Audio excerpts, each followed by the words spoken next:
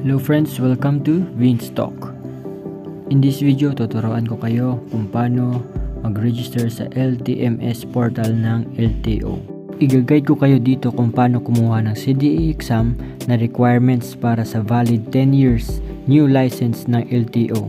Ito ang mga condition para makakuha kayo ng 10 years valid na license. Una, dapat wala kayong traffic violation. Pangalawa, mapasa nyo ang comprehensive driver education examination, at pangatlo, pasok pa sa 60 days before expiration ang inyong lisensya. To start with, punta lang po tayo sa ating mobile phone browser and search nyo lang LTO portal. After nyo makapunta sa LTMS portal, click yung register now. I-review nyo po yung ating terms and conditions. Maaari nyo po itong basahin.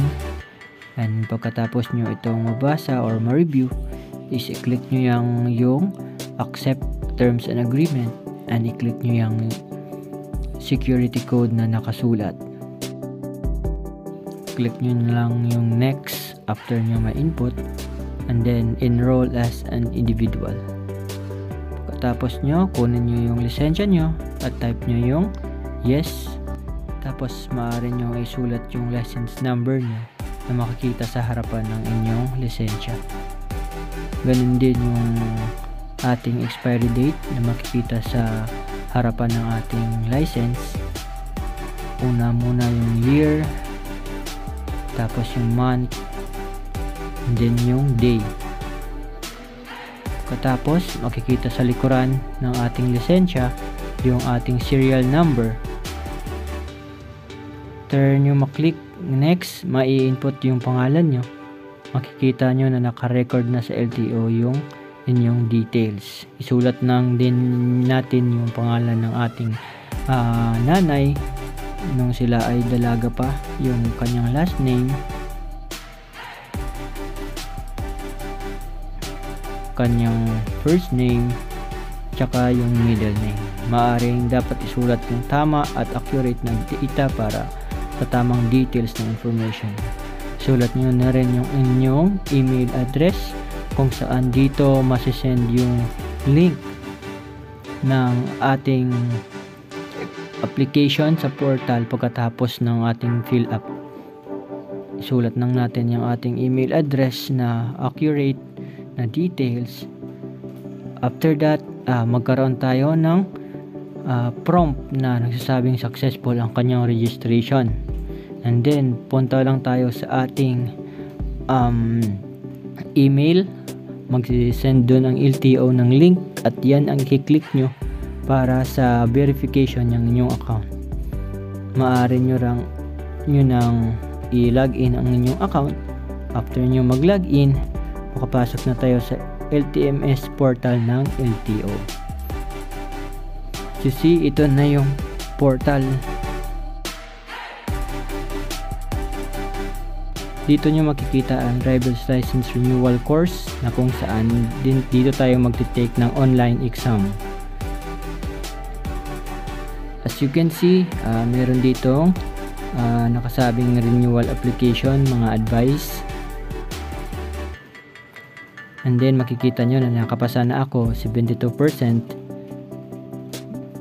Dito nyo rin makikita yung ating renewal course or yung mga reviewers natin para sa exam. So take note lang natin, ang ating exam is 50% dapat yung ating tamang sagot, at 25 questions dapat 13 yung masagot natin ng tama. Madali lang naman yung exam at kaya nyo namang itong sagutan. Pero dapat tayong mag-review bago tayo kumuha. Kita natin dito sa ating portal ang mga reviewers. Ito sa driver's license renewal course. Tapos ito sa ilalim ng e-learning. Welcome to LTO e-learning, yung driver's license renewal course. Click lang po natin ito at makikita natin yung audio visual na materials para sa reviewer natin. After that, maklik mo na dito, click here to exam after nyo mag-review at mag-start na po at agad yung exam natin sa online. Lang din mo share ng mga pointers about sa exam. It's all about traffic rules and regulations, mga signs and traffic signs, mga dapat gawin na tama sa bilang isang driver. So, God bless po sa inyo na mga kukuha ng exam. I hope na nakatulong ang video na ito para sa inyong driver's renewal examination and application. So, maraming salamat po. Please feel free to comment para sa mga question para ating masagot. Salamat po. God bless.